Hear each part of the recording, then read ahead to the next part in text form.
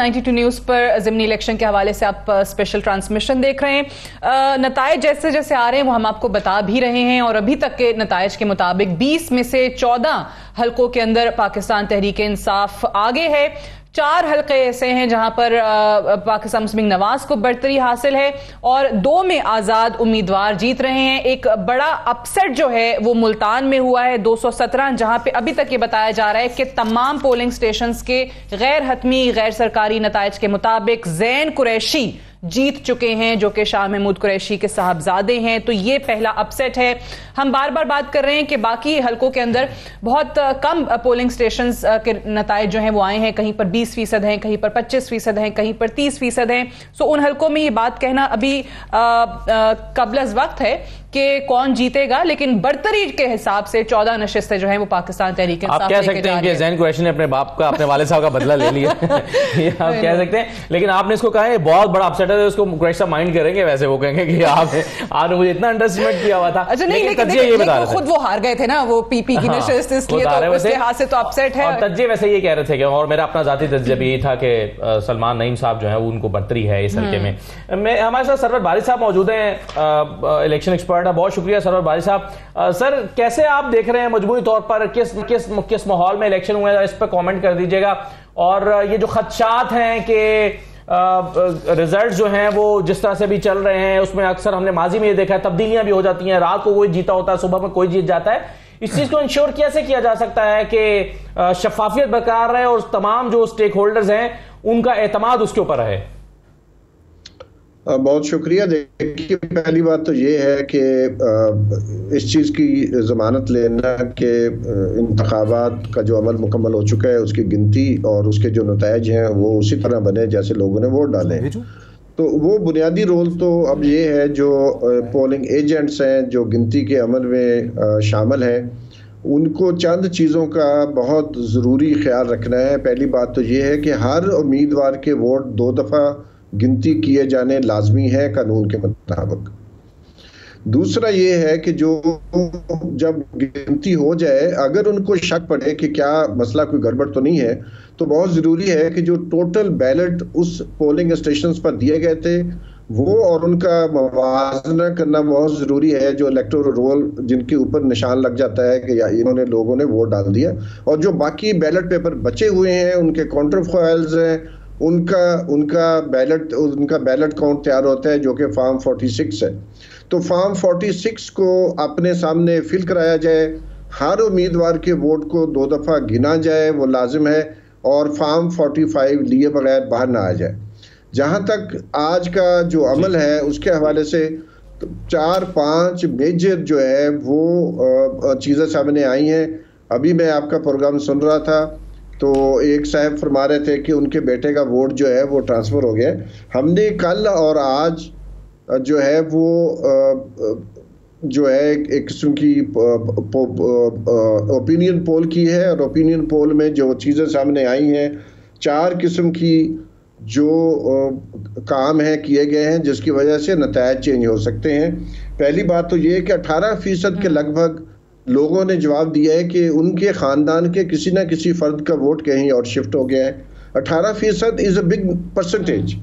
इसी तरह 6% ने कहा है कि या तो उनके वोट ख़रीदने की कोशिश की गई है या उनके इलाके में वोट की खरीदो फरोख्त हो रही है, और 6% ने कहा है कि जो बासर लोग हैं वो उनके ऊपर जो है वो अपना ओपिनियन तब्दील करने के लिए प्रेशर डाल रहे हैं। इसी तरह 35% लोगों ने कहा है कि जो पोलिंग ऑफिसर होते हैं, असिस्टेंट प्रिजाइडिंग अफसर होते हैं, उनके ऊपर लाजिम है कानून के मुताबिक कि जब वोटर अंदर आए तो उसका नाम बावाज़े बुलंद लिया जाए ताकि पोलिंग एजेंट्स भी सुन सके कि कौन साहब या साहबा जो है वोट डाले हैं। 35% लोगों ने कहा है कि उनके नाम बावाज़े बुलंद नहीं लिए गए।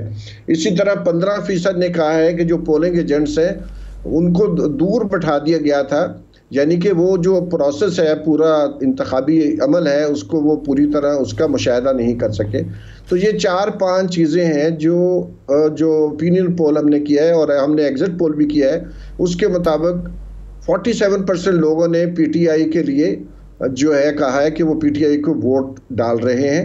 और तकरीबन 34% ने कहा कि उन्होंने PMLN को वोट डाला है या डालेंगे।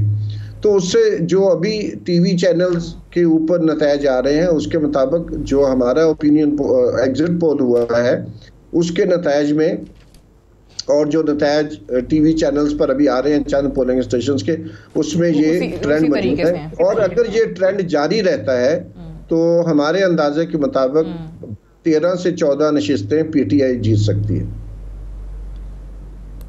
13 से 14 नशिस्तें। अच्छा, ये हारून साहब मुझे ये बताइएगा कि जिस तरीके से हम पहले भी बात करते थे कि खुद पाकिस्तान मुस्लिम नवाज की कैंपेन्स के अंदर उस वक्त उन तमाम अफराद के लिए जो कि नून लीग छोड़ के गए थे पाकिस्तान तहरीक इंसाफ में, तो उनको कहा जाता था कि जी ये लोटे हैं, इनके घरों का घेराव कर लो, इनको घरों से बाहर ना निकलने दो। और अभी फिर उन्हीं लोगों को अगर वापस तब्दील किया गया तो वो लोटे किस तरीके से रिजेक्ट होने चाहिए, ये नैरेटिव इमरान खान साहब का पाकिस्तान तहरीक इंसाफ का रहा।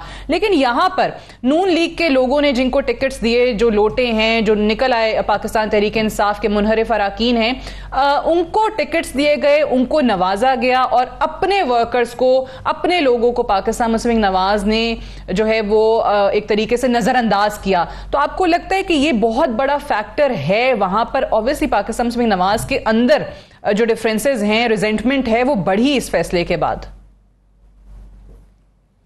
ये सही है, ये बिल्कुल ठीक बात है। इरशाद आरिफ साहब ने इसको बड़ा अच्छी तरह एक्सप्लेन कर दिया है कि देखिए कोई भी उम्मीदवार जो रनर अप रहा हो या कभी जीता हो या जीतने की उम्मीद रखता हो, वो सरेंडर तो नहीं कर सकता। सियासत कोई नजरियाती सियासत तो नहीं, दुनिया में कहीं भी नहीं होती नजरियाती सियासत। ऐसे एक नारा है, ये एक्सेप्शनली होती है। जैसे 46 में थी, उसमें भी सब उम्मीदवार नजरियाती नहीं थे, सियासत नजरियाती थी। तो ये तो जाहिर है, बिल्कुल वाज़ेह है कि नून लीग के लोग इंथुजियास्टिक नहीं थे। फिर सबसे अहम बात जो है वो ये है कि उसका मौक़िफ़ कबूल कर लिया कौम ने। देखिए, कौमी खुददारी की तहरीक आज़ादी की तहरीक की तरह ही होती है। यानी जो बेबसी का एहसास है और तौहीन का एहसास है और ये एहसास है कि भाई हम बहुत मजबूर कर दिए गए हैं और हमारा मुस्तकबिल ख़तरे में है, आने वाली नस्लों का मुस्तकबिल ख़तरे में है, मुल्क डिफ़ॉल्ट कर सकता है, अफरात ज़र बहुत ज़्यादा हो सकती है, एक खौफ है। और इससे निकलने के लिए ज़ाहिर है लोग हाथ पांव मारेंगे। अब ये जो ताकत का चूँकि अपना एक मिजाज होता है, पावर इंटॉक्सिकेशन ऐसी हौलनाक चीज़ है। इमाम शाफी ने कहा था, जिन्हें बहुत साहिब बसीरत समझा जाता है, कहा जाता है कि उन जैसी फरासत के लोग तारीख़ में कम पैदा हुए हैं मुस्लिम हिस्ट्री में पूरी में। उन्होंने कहा था, मैं ये मान सकता हूँ कि किसी आदमी ने शराब पी और वो नशे में ना हो, मगर ये नहीं मान सकता कि कोई आदमी इक़्तिदार में हो और वो नशे में ना हो। पावर इंटॉक्सिकेशन की अपनी एक नफ्सियात पैदा होती है। और ये देखिए, सियासत में अहम चीज़ सिचुएशन होती है, अफराद नहीं होते।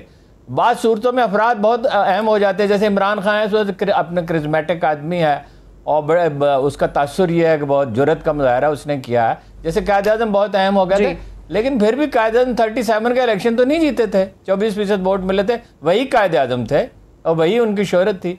तो सिचुएशन मैटर करती है, सूरत हाल बदल गई है। अब ये आपको मुबालगा लगेगा, लेकिन मैं तो फातिहा पढ़ चुका हूँ कई दिन पहले नून लीग पे भी और पीपल्स पार्टी पे भी।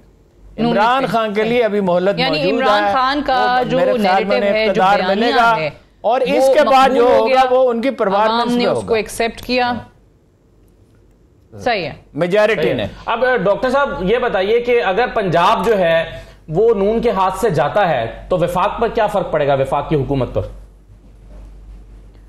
देखिए, ये बड़ा ट्रिकी और बड़ा इंटरेस्टिंग और बड़ा इंपॉर्टेंट क्वेश्चन है। मैंने चूंकि शुरू में आते ही कहा था कि ऐसा लग रहा है कि निज़ाम ने, सिस्टम ने इस चीज़ को कबूल कर लिया कि चूंकि पब्लिक ओपिनियन उनको समझ आ गई, उन्होंने कहा कि इंटरफेयर ना करें। और हमजा ने ये सारी स्ट्रगल अपनी पुलिस और अता तारड़ और डिस्ट्रिक्ट एडमिनिस्ट्रेशन के थ्रू ही मोस्टली की और इलेक्शन कमीशन ऑफ पाकिस्तान ने उनके बिहाफ पे किए। इसका मतलब ये है कि अगर रिजल्ट्स ऐसे ही रहते हैं जैसा कि इस वक्त हम देख रहे हैं और परवेज़ इलाही जो है वो चीफ मिनिस्टर बन जाते हैं पंजाब के, तो वो कोशिश करेंगे कि इमरान खान में और सिस्टम के दरमियान एक सुलह करवाएं, एक सेटलमेंट करवाएं, ताकि उसके बाद फिर फेडरल गवर्नमेंट जो है शहबाज शरीफ साहब की वो फौरी तौर पे मुझे गिरते नज़र नहीं आती। मुझे लगता है कि पंजाब आ जाएगा शहबाज इनके पास, परवेज़ इलाही के पास, और फिर एक इलेक्शन की डेट होगी जो ग़ालिबन नवंबर के बाद होगी कहीं, ताकि जब एक ट्रांजिशन इंपॉर्टेंट हो जाए in the last week of November, उसके बाद जो है दिसंबर या जनवरी में जाके कहीं जनरल इलेक्शन होंगे। मुझे इसकी क्योंकि ये सेंस मैंने पहले भी सुनी थी चंद दिन पहले बाज ऐसे पॉलिटिकल सोर्सेज से जिनकी बड़ी अंडरस्टैंडिंग है रैशनल पॉलिटिक्स में, कि इस तरह की भी एक अंडरस्टैंडिंग जो है वो डेवलप कर सकती है। और अगर आप गुज़िश्ता चंद दिनों से देखें तो आपने देखा होगा कि इमरान खान साहब का जो रेटरिक है जलसों में जितनी कैंपेन थी उसका बहुत ज़्यादा जोर जो है वो शरीफ फैमिली के ऊपर तो रहा है, लेकिन दूसरी तरफ उनका माइल्ड था, उसमें वो वाली उसमें वॉलेटिलिटी नहीं थी जो इससे पहले देखी गई है, 25 मई से पहले देखी गई है, वो वॉलेटिलिटी नहीं थी उसके अंदर। तो इस किस्म की मुझे एक सेटलमेंट होते नजर आती है जो पाकिस्तान के इंटरेस्ट में बहुत अच्छा होगा। और इमरान खान साहब के बड़े मसले होंगे जब अब देखें, क्योंकि अब ये जो सारी कैंपेन चली है जिसके रिजल्ट्स अभी हम देख रहे हैं, इसके नतीजे में आवाम की एक्सपेक्टेशंस जो हैं एक रिलीफ के लिए कि सिस्टम बेहतर परफॉर्म करेगा, इकोनॉमी बेहतर होगी, गवर्नेंस इंप्रूव होगी, दुनिया से ताल्लुकात बेहतर होंगे, प्राइसेस नीचे आ सकेंगी, डॉलर कंट्रोल होगा, ये सब चीज़ों की एक्सपेक्टेशंस भी बहुत बढ़ गई हैं। तो आप ये समझें कि जो जनरल इलेक्शन उसके बाद जो डिलीवरी, यानी अल्लाह ताला और कुदरत इमरान खान को एक और मौका देते हुए नजर आते हैं। और जैसे कि हारून शरीफ साहब ने कहा, मैं बिल्कुल एग्री करता हूं, मेरा भी एनालिसिस यही है। लेकिन आप कह रहे हैं कि आपको लगता है कि कोई सेटलमेंट इस तरीके की हो जाएगी, यानी आपको नहीं लगता कि एक ये जो राय थी कि क्योंकि इमरान खान साहब का मुतालबा अर्ली इलेक्शन का है और वो ये पंजाब उनके पास आ जाता है तो पंजाब असेंबली को डिसॉल्व कर दिया, केपी के असेंबली को डिसॉल्व कर देंगे और फिर फौरी जाना चाहेंगे यकीनी तौर पर अर्ली इलेक्शन की तरफ। मैं इसका जवाब आपसे लेती हूँ, लेकिन मुझे इजाजत दीजिएगा, फवाद चौधरी साहब ने हमें ज्वाइन कर लिया। जी फवाद साहब। जी, मैं ये कह रहा हूँ कि जो सिस्टम है वो इसलिए शिकस्त खा गया है कि वो जो नया मीडिया है, जो नया अवाम का एक नया अवामी अंदाज है सोचने का, वो उसका तजिया नहीं कर सकता। तो इमरान खान ने वो वाहिद आदमी है पाकिस्तान में जिन्होंने पूरे सिस्टम को शिकस्त दी है, एक रिट्रोग्रेसिव और फाशिस्ट सिस्टम को शिकस्त दी है। और वो आज अवाम नब्ज के ऊपर अगर किसी लीडर का हाथ है तो वो इमरान खान का है और किसी के मुमकिन हो सकता है। और मैं आपको थोड़ा सा कनेक्ट कर दूं कि अब 16 सीटों के ऊपर तो वाज़ेह तौर पे आगे है, एक सीट के ऊपर कंपटीशन है। PMLN सिर्फ 2 सीटें इस वक्त जो है वो जीत रही है और एक शायद जो है वो इंडिपेंडेंट के पास वो आगे जा रहा है, लेकिन ड्राउट हो गई है PMLN मुकम्मल तौर के ऊपर। और ये वो फैसला था जिसको मैं पहले से भी कह रहा था कि मैं बड़ा हैरान हूँ कि जो लोग नून लीग में पॉलिटिक्स समझते हैं, जिसमें जाहिर है नवाज शरीफ एक अहम नाम है और समझते हैं, वो कैसे ऐसे अमकाना फैसला कर सकते हैं। और आप ये बिल्कुल इस वक्त पंजाब में अपने स्ट्रॉन्ग होल्ड के ऊपर बिल्कुल वो आउट हो गए हैं। ठीक है इरशाद आरिफ साहब कि आप मौजूद थे उस मुलाकात में जो हुई थी और ये बात जो मैं कहने लगा हूं ये ऑफ द रिकॉर्ड नहीं थी, उसमें उन्होंने कहा कि निजाम और चीजें इस तरह की इस वक्त हो गई हैं कि परवेज इलाही भी हुकूमत नहीं चला सकेंगे। उससे मैं ये समझा था कि उनके जहन में ये मौजूद है कि हम जीत गए तो हम हुकूमत करने के लिए नहीं जाएंगे, शायद डिसॉल्व भी कर सकते हैं। आपकी क्या अंडरस्टैंडिंग है? परवेज इलाही खुद तो चाहेंगे ना, वो तो चीफ मिनिस्टर बन गए, साल एक वो तो जरूर करना चाहेंगे। जी इरशाद आरिफ साहब, देखें जो इस वक्त सूरत हाल है, इन नतायज को अगर हम मजमूई तनाजुर में देखें तो इमरान खान साहब हरगिज़ नहीं चाहेंगे कि मौजूदा हुकूमत को, शहबाज शरीफ साहब को मज़ीद 6 महीने वो दे दें। उनकी ख्वाहिश ये होगी कि ये इलेक्शन ये नवंबर के पहले हफ्ते में या अक्टूबर के आखिरी हफ्ते में हो जाएं, ताकि बुनियादी नोयत के फ़ैसले भी वो ख़ुद करें और आगे मामला और इस जो एक इम्पेक्ट आया है सियासत पर इस ज़िमनी इलेक्शन का, उसका वो फ़ायदा उठाएं। क्योंकि चुने बाद किसी ने देखा कि नतायज क्या होंगे और शहबाज शरीफ साहब क्या करेंगे और वो क्या करेंगे, तो इसलिए वो इस बर्तरी को, इस मकबूलियत को बरकरार रखना चाहेंगे। तो मैं नहीं समझता कि वो डिले की तरफ जाएंगे, दिसंबर जनवरी की तरफ। और अब अगर ये समझते हैं कि वो जीतेंगे और डिसॉल्व करेंगे पंजाब, अगर 13 सीटें, 14 सीटें, 15 सीटें वो ले लेते हैं तो अब फैसले जो होंगे वो उनकी मर्जी के मुताबिक होंगे, कोई और फैसला नहीं कर पाएगा। हारून साहब जो जुमला कहा फवाद चौधरी साहब ने, उन्होंने कहा कि इमरान खान ने पूरे सिस्टम को शिकस्त दी है, तमाम, यानी आप इसको कैसे समझते हैं कि किस किस को शिकस्त दे दी उन्होंने? यानी आप ये चाहते हैं कि मैं जर्नलिज्म छोड़ दूं, टीवी के बाद गुम हो जाए? आपका क्या ख्याल है? मैं अभी, मेरी सेहत ठीक है, उम्र मेरी अगरचे ज्यादा हो गई है, मगर मेरी सेहत बिल्कुल ठीक है। सब चाह रहा है कि आप स्टेशन से निकलते मैं रोज काम करता हूँ। इस तरह के सवालात मुझसे आप क्यों पूछ रहे हैं? आपको पता है साजिश कर रहे हैं सर, ये कोई ऐसी बात है? मेरे साहबजादे ने और बात तो सुने, और बात आपको बड़ी काम की बात का हमला करवाना चाह रहे सर आप। जनक ज्ञानी से पूछा मेरे साहबजादे ने कि वो कौन से लोग हैं धरने के जो पीछे हैं, तो उन्होंने कहा सहाबत करने के लिए आपके वालिद गिरामी काफी हैं, मेरे साथ सहाबत न फरमाए। हर आदमी के मोबाइल में वो नाम मौजूद है, तो सबको पता है, आपको भी पता है किस किस को शिकस्त दी है, तो मुझसे क्यों पूछ रहे हैं? अब मुझे जो है 5-7 महीने, साल 2 साल जो मेरे बाकी हैं जलन में, वो आराम से गुजारने दें। मेरा मोहित पीरज़ादा अपनी राय उस पर दे दें जो शाह साहब ने कहा है कि पंजाब जीतने के बाद इमरान खान की स्ट्रेटजी क्या होगी? हारून साहब, इमरान खान की स्ट्रेटजी मुझे नहीं मुझे पता, मगर होनी ये चाहिए कि तहम्मुल से इंतजार करें, सब्र से इंतजार करें। शेख मुजीबुर रहमान वाला काम ना करें, उनसे इनकी वैसे कोई मुशाबिहत भी नहीं है। पके हुए फल की तरह इक़्तिदार शेख मुजीबुर रहमान की गोद में गिर सकता था, मगर वो इम्पेशेंट हो गए। दूसरे लोग साजिश कर रहे थे, वो भी कसूरवार थे, असल कसूरवार तो वही थे एक लिहाज से। तो इमरान खान साहब को तहम्मुल का मुजाहरा करना चाहिए। चौधरी साहबान की अहमियत बहुत बढ़ गई है और उसे अपने हक में इस्तेमाल करना चाहिए। ये तहम्मुल और लचक बहुत जरूरी होती है। आप हारून साहब कायदे आज़म बहुत सख्त थे डिसिप्लिन वगैरह में, लेकिन लचक उनमें बहुत ही लचक जरूरी होती है। दो डिफरेंट पॉइंट्स ऑफ व्यू, जल्दी नहीं करनी चाहिए। दो डिफरेंट पॉइंट्स ऑफ व्यू है। इरशाद साहब का आर्गुमेंट ये है, मुझे समझ आती है, वो कहते हैं कि रैशनल मंतकी चीज ये होगी इमरान खान के लिए, चूंकि ये सब पल्स उन्होंने जनरेट की है कि वो अर्लीस्ट पॉसिबल 90 दिन के अंदर इलेक्शन चाहें, जिसका मतलब है कि हम मिडल ऑफ जुलाई में हैं और वो चाहेंगे कि अगस्त, सितंबर, अक्टूबर के आखिर तक इंतखाबात हो जाएं, ताकि इसी पल्स के अंदर वो फैसले कर लें। ये इसी किस्म की कोई डील अगर परवेज इलाही करवाते हैं तो यही जो है वो सूट करेगी, ताकि एक अंडरस्टैंडिंग भी रहे। क्योंकि दूसरी तरफ कोशिश ये होगी कि दिसंबर जनवरी में हो, इमरान खान नहीं चाहेंगे। ये उनका क्वेश्चन, इस पे क्या आपने जबरदस्त खूबसूरत हारून साहब ने, मेरा ख्याल है कि वो मेरा फौरी जो कोट किया आपने कहा इक्तदार का जो नशा जो है, तो वो तो फिर जो भी इस नशस्त पर आए, जो भी इस वो मकाम पर आए, उसमें ये आ ही जाता है। परवेज इलाही साहब क्यों नहीं चाहेंगे कि साल चला लें जी वजारत आला, फिर मिले ना मिले? नहीं, वो चाहेंगे, और मेरा ख्याल ये है कि यही सूट भी करता है पार्टी को। हर गुजरते दिन के साथ इमरान खान की पोजीशन मजबूत होती जाएगी। हालात का एक रुख होता है, ये सवाल मैंने हालात उनके हक में जाएंगे। मुझे जवाब लेने दीजिए उनसे। फवाद चौधरी साहब, सवाल ये था कि अब स्ट्रैटेजी क्या है? पंजाब आपके पास आता है, परवेज इलाही साहब चाहेंगे 1 साल वजारत आला के मनसब पर वो निकाल दें, या आप लोग जैसे खान साहब कई दफा इंडिकेट भी कर चुके हैं कि पंजाब असेंबली डिसॉल्व करके, केपी की असेंबली डिसॉल्व करके नवंबर से पहले जनरल इलेक्शंस की तरफ जाएंगे आप लोग? मेरा जो ख्याल है वो ये है कि सियासी जमातों को रूल ऑफ गेम तय करने चाहिए और नए इंतखाबात की तरफ बढ़ना चाहिए। इसके अलावा सियासी अदम इस्तेहकाम रहेगा, जिसकी वजह से हमारा मुआशी अदम इस्तेहकाम बढ़ता जाएगा। अब ये जो मामला है कि पंजाब भी अब हमारे पास है, खैबर पख्तूनख्वा भी हमारे पास है, असल जो चीज है वो ये है कि आपने पॉलिटिकल पार्टी को एक सिस्टम बनाना है। बहुत बड़ी कामयाबी हुई है आज इमरान खान ने जो पाकिस्तान में किया है,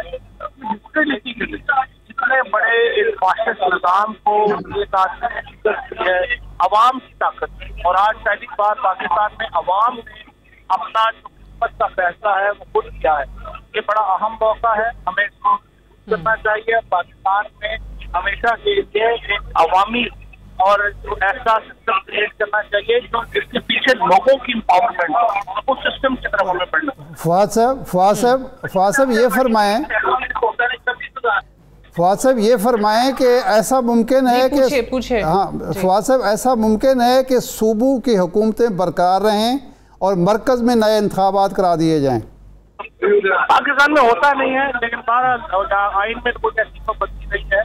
और लेकिन बेहतरीन तरीका ये होगा कि सियासी जमातें किसी फॉर्मूले के ऊपर एक नतीजे में पहुंचे और पूरे मुल्क में। लेकिन अगर वो नहीं नवाज साहब, क्या ये मुमकिन है कि पंजाब चूंकि आपके पास अगर आ जाता है और आप वहां पे अपना वज़ीर आला बना देते हैं, तो फिर आप भी ये सोचें कि चलें हम, यानी आपको जैसे कि पहले भी मनाने की कोशिश की गई है और कई पैगाम मिले हैं कि आप वापस आए हैं असेंबलियों के अंदर, इस बात का कोई इम्कान है कि आप असेंबलियों को ज्वाइन करें इस्लामाबाद में? ज्वाइन कर सकते हैं अगर शहबाज शरीफ नए इंतखाबात की डेट देते हैं, नंबर 1। नंबर 2 ये है, देखिए आपने देखना है कि क्या वो सिंध असेंबली पीपल्स पार्टी तोड़ेगी या नहीं तोड़ेगी। अगर सिंध असेंबली नहीं तोड़ेगी तो जाहिर है फिर पंजाब और नहीं तोड़ेगी। इसमें कंसेंसस है, आपने फैसला करना है कि क्या होगा। ठीक है, राइट सर, बहुत शुक्रिया फवाद साहब, बहुत शुक्रिया। आते हैं तो अफजल खान साहब से और सरवर बारी साहब के सामने भी कुछ सवाल रखते हैं।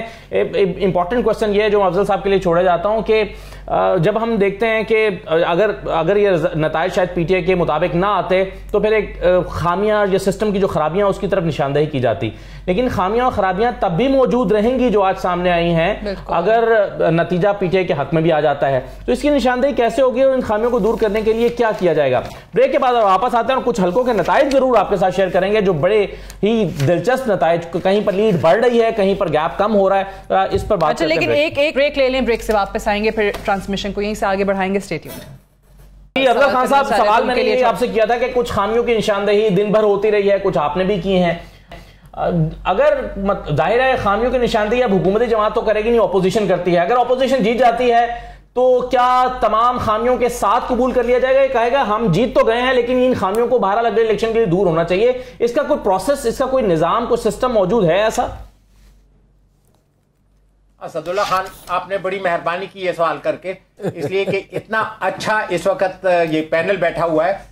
मैं चाहता हूं कि उनके भी ये नोटिस में आए और मैं इसको सिंपल करके बताता हूं।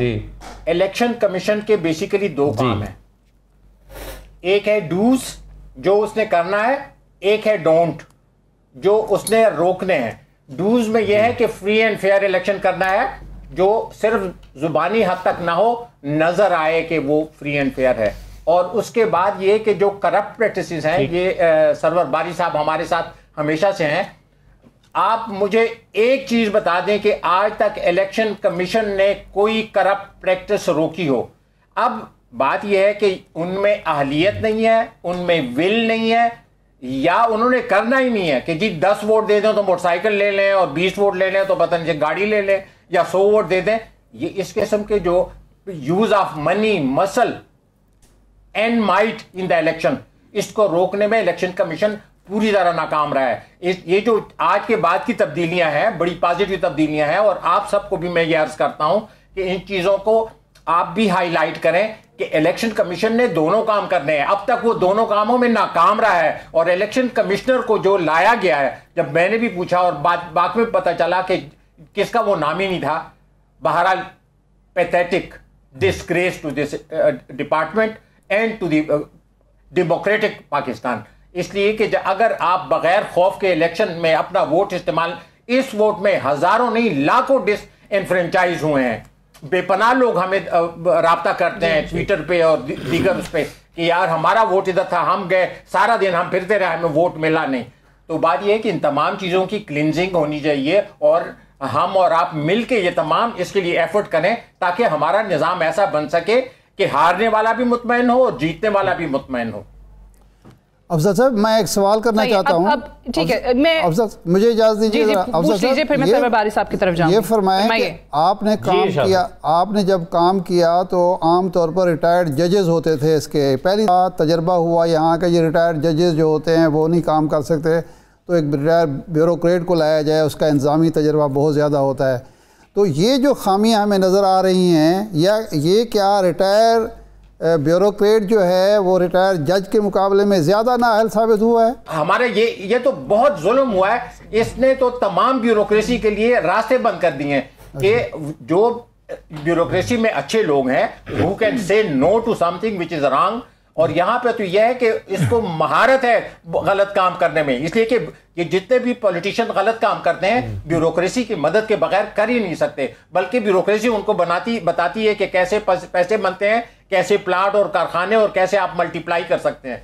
और लानत है दोनों के ऊपर। लेकिन हमें आज तक सिस्टम यह है कि इस सिस्टम में फिट वही होता है जो करप्ट हो या प्रो करप्ट हो। अब ये जो आज के बाद है, मेरे ख्याल में अल्लाह ताला पाकिस्तान के लिए ऐसे बेहतरी के रास्ते निकालेगा कि जो करप्ट होगा वो डिस्क्वालीफाई होगा और जो ऑनेस्टी होगी और मेरिटोक्रेसी होगी वो आगे आएगी इंशाल्लाह। ठीक है, चलिए इंशाल्लाह। ज्यादातर हलकों में आप सरवर भाई साहब के पास जा रही हैं, मगर मैं एक चीज जो मैं अभी बड़े गौर से देख रहा था, काफी सारे ऐसे हलके हैं जिसमें पीटीआई को कुछ 7-7, 8-8 हजार वोटों के फर्क से लीड हासिल हो गई, कुछ जगहों पर 3-4 वोटों से लीड। अभी हालांकि 50% नताइज अभी शायद नहीं आए बहुत सारे हलकों में, 2 हलकों के आए हैं, उसके अलावा तो अभी आई थिंक बहुत क्लोज चल रहा है। सरवर बारी साहब ये बताइएगा, ऑब्वियसली हमने आपसे पहले भी प्रोग्राम में कई दफा बात की है और अभी भी लास्ट टाइम जब वो पतंग की रिपोर्ट पे हम बात कर रहे थे जिसमें ईवीएम का जिक्र था, बड़े आपने तफसील से एक्सप्लेन किया था कि प्री पोल रिगिंग कैसे होती है, पोलिंग डे पे कैसे होती है, पोस्ट पोल रिगिंग जो है वो कैसे होती है। अब आपको क्या लगता है कि ये आज के बाद, जब जाहिर है ये ख्याल किया जा रहा था कि तमाम रियासती मशीनरी, तमाम इख्तियारात जिस हुकूमत जिस जमात के पास हैं वो हुक्मरान जमात है, गो के ये कहने को ज़रूर कहा गया कि जी चीफ मिनिस्टर के इख्तियारात कम हो गए हैं, महदूद हो गए हैं, but you know this better than anybody else कि जितने भी आप कह लें इख्तियारात कम कर दिए, महदूद कर दिए, वज़ीर आला तो थे, बट उसके बावजूद भी अगर इस तरीके की शिकस्त हुई है तो ऑब्वियसली वो एक खान साहब का नैरेटिव तो चलता ही आया। जनरल इलेक्शंस में क्या करेंगे कि तमाम जमातों को नताइज जो है एक्सेप्टेबल हों, क्या होना चाहिए, वो जो टेक्निकलिटीज में मार खा जाते हैं या उसकी आड़ में धांधली कर जाते हैं वो कैसे खत्म होगी? देखिए पहली बात तो ये है ईवीएम जी देखिए पहली बात तो ये है कि ये समझना बहुत जरूरी है कि आखिर जो धांधली है उसका इंसेंटिव आता कहां से है, क्योंकि आज तक हमने ये बहस नहीं की आखिर का जो पार्टियां इलेक्शन लड़ती हैं या जो उनके उम्मीदवार होते हैं उनमें वो इंसेंटिव कहां से आता है, कौन सा ऐसा लूप होल है जिसकी वजह से वो समझते हैं कि वो बहुत गड़बड़ कर सकते हैं। आज के बाद तो हमने जो 163 मीन्स ऑफ रिगिंग रिकॉर्ड किए थे उसमें 20 और शामिल हो गए।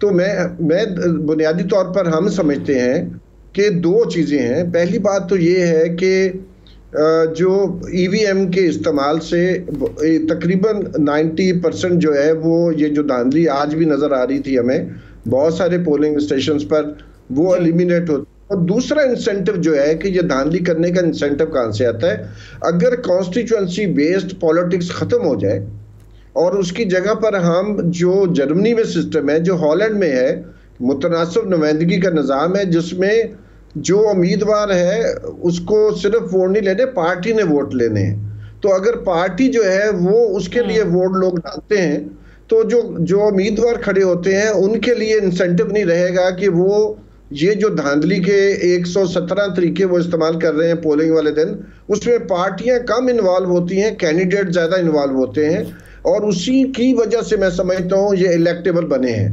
क्योंकि उनका अलायंस होता है, जैसे हमारे बाकी दोस्त फरमा रहे थे कि एक अलायंस बनता है बिटवीन पर्टिकुलर जो कैंडिडेट है और उसके साथ जो स्टेट मशीनरी है, उनका एक गठजोड़ बनता है और उस गठजोड़ की बुनियाद पर वो समझते हैं कि वो हर जो प्रोसेस है, हर जो स्टेप है इलेक्शन में वोट डालने का, उसके ऊपर वो किसी तरह वो असरअंदाज हो सकते हैं और उसके लिए वो ये काम करते हैं। तो इसलिए हम ये तजवीज़ कर रहे हैं कि एक तो जो हमारा निज़ाम है जिसको हम कहते हैं first pass the post system, कि जो सबसे ज़्यादा वोट लेगा वही जीतेगा। आपको मालूम होगा कि 57% जो लोगों ने वोट डाले 2018 में, उनके पास कोई नुमाइंदगी नहीं है, उनके वोट ज़ाया हो गए हैं। लेकिन अगर जर्मनी में ये सिस्टम होता, पाकिस्तान में होता, तो इसमें तकरीबन आप समझें कि बिल्कुल जो असेंबली में सिचुएशन है वो ज़्यादा बेहतर हमें नज़र आती है और हर पार्टी जो समझती है कि उसको इतने लोगों ने वोट दिया है, उसके पार्टियों के ऊपर एक अकाउंटेबिलिटी का चेक बढ़ जाता है मुतनासिब नुमाइंदगी से। तो एक तो मैं समझता हूँ ईवीएम और जो आई वोटिंग है उसको, 1 मिनट असदुल्ला साहब, इसलिए पहली बात तो ये है कि जो लॉ इन्होंने, ठीक है, राइट सर। मैं सर अगर इजाजत दीजिए तो मोहम्मद जुबैर साहब मौजूद हैं, आप क्या कैसे देख रहे हैं इन नताइज को? और एक तो पहले ये कि आप इनको कबूल कर रहे हैं और दूसरा ये कि फिर ये आप क्या समझते हैं कि क्यों ऐसा नतीजा आया कि पीटीआई ने बहुत ज्यादा लीड ले ली? पहले तो कबूल ना करने का तो कोई रीजन ही नहीं है कि मैं कहूँ कि जी हम कबूल नहीं करते। मैं तो कभी भी इस किस्म की सियासत करते ही नहीं। मैं ये नहीं कह रहा कि इंडिविजुअली हलकों में हमारे कैंडिडेट्स को किसी को जो भी उनके इश्यूज होंगे इरेगुलरिटीज के हवाले से या धांधली के हवाले से, उसका एक तरीक़ेकार है और वो तरीक़ेकार ज़ाहिर है कानून में लिखा हुआ है, इलेक्शन ट्रिब्यूनल जाएंगे या जो भी तरीक़ेकार होता है, बट वो तो बात की बात है। और साहब आपको लगता है कि ये जो इलेक्शन नताइज को देख के आपको लगता है कि इमरान खान के बयानियों को बहुत मकबूलियत मिली है? देखिए ना, इस कॉम्बिनेशन ऑफ सेवरल थिंग्स, जाहिर है बयानिया भी है, फिर जो बयान जो वो था महंगाई का जो था वो बहुत बड़ा एक होता है। देखिए ना, उसी महंगाई को लेके हमने सारे बाई इलेक्शन जीते थे, तकरीबन हम कैंटोनमेंट बोर्ड का इलेक्शन जीते थे, अब महंगाई उससे भी ज्यादा हो गई थी, तो जाहिर सी बात है उसका एक बहुत बड़ा असर है। फिर हमने जो टिकट्स बहुत से जो कॉन्स्टिट्यूंसी लेवल पर इश्यूज थे कि हमने उनको टिकट दिए थे, प्रेफर किया था, जो पीटीआई के मुनर्रसीन थे, तो जाहिर सी बात है अगर मैं एक कॉन्स्टिट्यूंसी में मेहनत करता रहा हूँ, 4 साल तक मैंने मुश्किलात भी बर्दाश्त की हैं, ब्रंट फेस किए हुकूमत वक्त की, उस वक्त की हुकूमत वक्त की, मुझे नहीं दिया जाएगा तो मेरी तो सियासत ही खत्म हो जाती है ना। अगर कॉन्स्टिट्यूंसी मैं पॉलिटिक्स भी नहीं कर सकता तो ये तो वो तो बहुत से रीजंस होते हैं, एक रीजन नहीं, ये तो जब हम एनालिसिस करेंगे और इसको डीपली देखेंगे और गलतियों को आइडेंटिफाई करेंगे तो फिर जाके एक प्रॉपर वो बनेगा। जुबैर साहब, एक बात बताइएगा, मुझे अगर इजाजत दें एक सवाल करने की। पाकिस्तान में या विफाक में जो वजारत उज़्मा है उसका रास्ता पंजाब से ही होकर गुजरता है। अब पंजाब आपके हाथ से जाता है, वहां पे परवेज इलाही पाकिस्तान तहरीक इंसाफ की हुकूमत बनती है, तो डेफिनेटली वो चाहेंगे कि फौरी तौर पे जनरल इलेक्शंस करवाएं, जो कि उनका एक मुतालबा रहा है। सो आप उनका इंतजार करेंगे कि वो क्या पॉलिटिकल मैनूवरिंग करते हैं इस सिलसिले में, या खुद ही आपको लगता है कि आप लोग विफाक के अंदर इलेक्शंस अनाउंस कर सकते हैं, early elections? It's too early for me to start making statement कि हम क्या करेंगे। जाहिर सी बात है इलेक्शन रिजल्ट जब आता है तो उसके बाद इन डेप्थ एनालिसिस होती है, समझना पड़ता है, और फिर सिर्फ ये मुस्लिम लीग का फैसला नहीं होगा, कोलिशन पार्टनर्स हैं और भी जमातें हैं, उनका क्या मौक़िफ़ होगा कि आगे किस तरह से लेके जाना है और क्या करना है। तो ये जाहिर सी बात है चैलेंज है, अभी हम देखेंगे क्या होता है। जुबैर साहब, इरशाद आरिफ बोल रहा हूँ, सवाल करना चाह रहे हैं। इरशाद आरिफ बोल रहा हूँ। मियाँ नवाज शरीफ साहब और मुस्लिम लीग ये लोटा साजी और लोटा गर्दी के खिलाफ हमेशा रही है, और ये जो पॉलिटिकल पार्टीज एक्ट में मैं भी रहा हूँ सख्त किया गया इस कानून को, वो भी मियाँ नवाज शरीफ साहब की वजह से हुआ। वो तो बल्कि चाहते थे कि पार्टी लीडर ही किसी को निकाल सके, उसकी सीट ख़त्म कर सके। आपकी क्या मजबूरी थी कि आपने 19 लोटों को टिकट दे दिया और अपने जो रनर अप थे या पहले एमपीए रह चुके थे उनको आपने इग्नोर कर दिया? आपके पुराने वर्कर, वफादार, ईमानदार, दयानतदार, मकबूल लोग जो उनको नज़रअंदाज कर दिया आपने। देखिए, पॉलिटिक्स कोई एग्जैक्ट साइंस तो होती नहीं कि जिसका एक ही सोल्यूशन है, ओपिनियन है। जब ये वोट ऑफ नो कॉन्फिडेंस का सिलसिला शुरू हुआ था और पंजाब में क्या होगा और वफाक में क्या होगा और किस कोलिशन पार्टनर्स को शामिल किया जाएगा और उसके लिए क्या कोई कॉम्प्रोमाइज करना पड़ेगा या नहीं करना पड़ेगा, वो एक मैटर ऑफ ओपिनियन था। विद इन PMLN भी 2 ओपिनियन थे कि हमें क्या वोट ऑफ नो कॉन्फिडेंस पर जाना भी चाहिए या नहीं जाना चाहिए, या इमीडिएटली इलेक्शन में जाना चाहिए। अगर वोट ऑफ नो कॉन्फिडेंस करते भी हैं तो इमीडिएटली इलेक्शन कॉल करें ताकि आपको कम से कम कॉम्प्रोमाइज करना पड़े और आपको वो बोझ ना उठाना पड़े जो PTI 3.5 पौने 4 साल का छोड़ के गई है, मिस गवर्नेंस का या महंगाई का या दूसरी जो भी चीजें थी। तो वो थोड़ा सा ऐसा गुजरता है, फिर सारे पिछली हुकूमत को भूल जाते हैं और आपके ऊपर वो बोझ आ जाता है। जैसे महंगाई के हवाले से, मईशत के ओवरऑल मैनेजमेंट के हवाले से, ये जो आपने बात की कि जी अब जाहिर है अगर आप PTI के लोग आके आपके साथ मिल रहे थे तो एक बात तो कॉमन सेंस भी है कि वो भी तो किसी वजह से ही आएंगे ना, लेकिन उसकी टाइमिंग थोड़ा सा वो था कि ये किस हद तक हमें लॉन्ग टर्म बेनिफिट देगा। शॉर्ट टर्म में तो सब देख रहे थे कि हमारी हुकूमत बन जाएगी, लेकिन लॉन्ग टर्म में क्या होगा, एक पॉलिटिकल पार्टी है जो कि सबसे पॉपुलर पॉलिटिकल पार्टी रही है बाय फार, और खास तौर पर पंजाब में तो no one can question its popularity over the last 3 decades. तो वो उसको कितना इस वजह से धक्का लगेगा, तो ये जाहिर है, अब ये तो डिबेट की बात है कि जी वो क्या हमें करना चाहिए था, ये नहीं करना चाहिए था। मैं तो इसके फेवर में नहीं था। धक्का तो आज लग गया। अगर उस तरीके से देखा जाए कि ऑब्वियसली आप लोगों के लिए भी, पीटीआई के लिए भी ये डू और डाई था, मेक और ब्रेक था। और अब जो पंजाब में जिस तरीके से आज अगर आपकी शिकस्त हो रही है, कल को आपको नहीं लगता चंद महीनों के बाद जनरल इलेक्शंस में अगेन ये चीज कंटिन्यू करेगी, ये ट्रेंड कंटिन्यू करेगा और ये चीज साबित हो रही है कि आपका वो तहरीक-ए-दम एतमाद लाने की टाइमिंग गलत थी, वो फैसला गलत हो गया, महंगाई बढ़ना जो है वो आप लोगों के खिलाफ चला गया, जो भी रीजनिंग जिस तरीके से आप भी फरमा रहे हैं। सो अब आप कैसे मजीद पंजाब में कम बैक कर सकते हैं? जनरल इलेक्शंस जब भी होते हैं, किस तरीके से आप अपनी साख बहाल करने की कोशिश करेंगे? कम बैक तो देखे ना, कोई सियासत का मैदान हो या खेल का मैदान हो, आप जब उतरते हैं तो आप you're a political party, we are competing for power. और अगर आपको एक सेटबैक हुआ है और काफी हद तक सेटबैक है, बहुत बड़ा सेटबैक है, तो आपको रिएक्ट भी करना है। तो यहाँ से वो कहते हैं ना, how do we pick up the pieces and come back strongly, और अपनी उन गलतियों को महसूस कर सकें। एक अच्छी ऑर्गेनाइजेशन, अच्छी पॉलिटिकल पार्टी वो सही है। बट अगर आपकी अपनी पार्टी के रहनुमाओं के स्टेटमेंट्स पर मैं जाऊं तो वो ये कहते थे कि जो ये इलेक्शन हारेगा उसकी हमेशा हमेशा के लिए सियासत दफन हो जाएगी। तो वही चीज क्या आप पे सादर नहीं होती? पता नहीं, आप मुझे लीडर्स में काउंट करती हैं। नहीं, मैंने तो कभी ऐसे नहीं कहा था। अरुण साहब, एक तो होता है कि जीत हार, जाहिर है इसको कांटेदार मुकाबले कहा जा रहा था और कहा जाए 7-8 सीटों पर तो बहुत ही टफ कंपटीशन था। उसमें से एक डीजी खान की सीट भी थी और मुल्तान बहुत सारे लोग एक्सपेक्ट कर रहे थे कि पीटीआई नहीं जीत सकेगी और वहां वो 7,000 से जीत गए। 7,000 मुल्तान के हल्के के हिसाब से बहुत बड़ा फिगर है जो पीटीआई ने लिया। तो इससे आप क्या एनालाइज करेंगे? क्या बयानिया इमरान खान का बिका है या जो महंगाई वाला फैक्टर है, क्या चीज लाउडली जो है वो इस गैप को प्रेजेंट करती है? देखिए, मैंने शुरू में आपसे अर्ज किया था कि 3-4 फैक्टर हैं। नंबर 1 तो उसका मौक़िफ़ है, और आपसे अर्ज किया कि ये कौमी खुददारी की तहरीक आज़ादी की तहरीक की तरह होती है। जब लोगों में रंज बहुत बढ़ जाता है और बेबसी का एहसास बढ़ जाता है और मुस्तक़बिल के बारे में अंदेशे पैदा होते हैं तो वो उठते हैं। कौमें उसी वक्त ज़िंदा होती हैं जब वो शदीद मुश्किलात का और अदबार का शिकार होती हैं।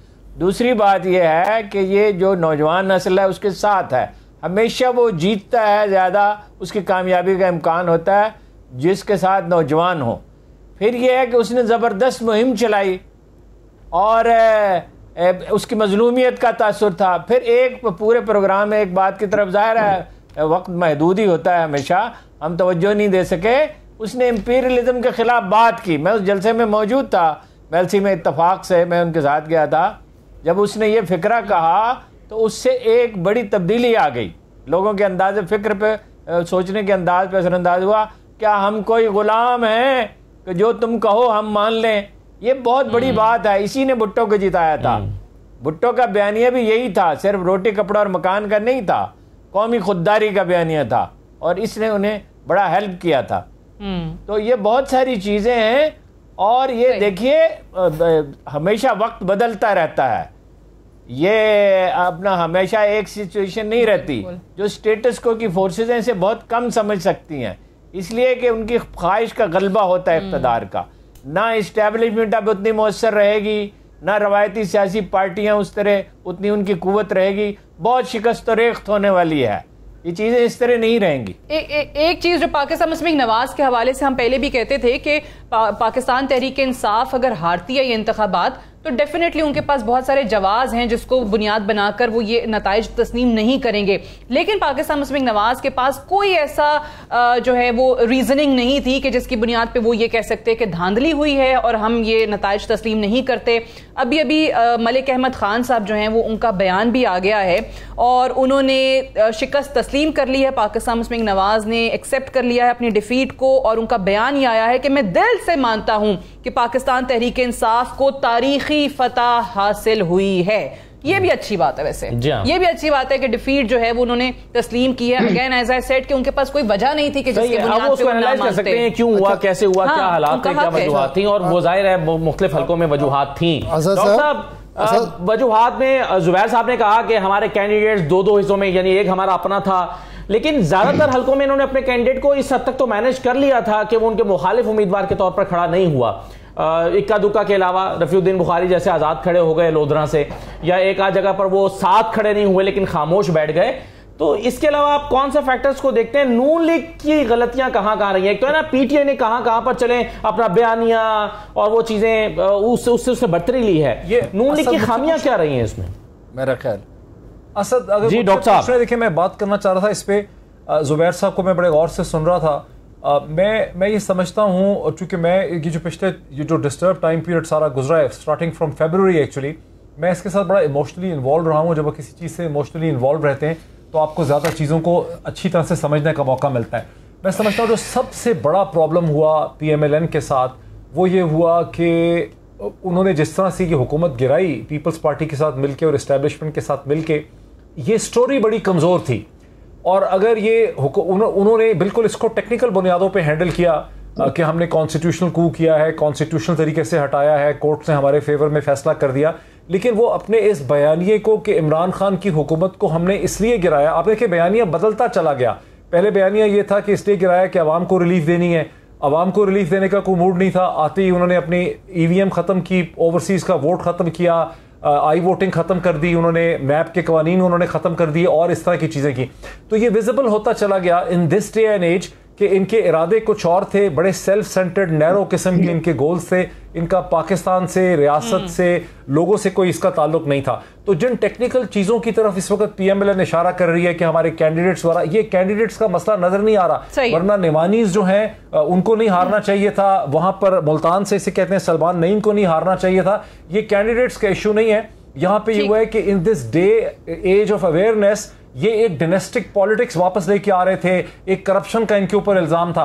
मेरा ये ख्याल है कि नून को बड़ा सेटबैक आ गया है।